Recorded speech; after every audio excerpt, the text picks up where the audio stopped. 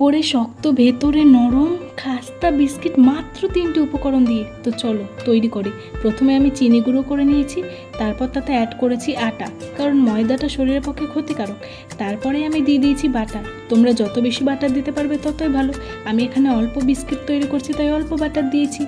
তারপরে সেটাকে এমনভাবে মাখাতে হবে যেন আটাটা ঝরঝরে হয়ে যায়। তারপরে আমি সেটাতে অ্যাড করেছি দুধ। এখানে আমি গরম করা দুধ ব্যবহার করেছি। তারপর সেটাকে ভালোভাবে মাখিয়ে নিতে হবে।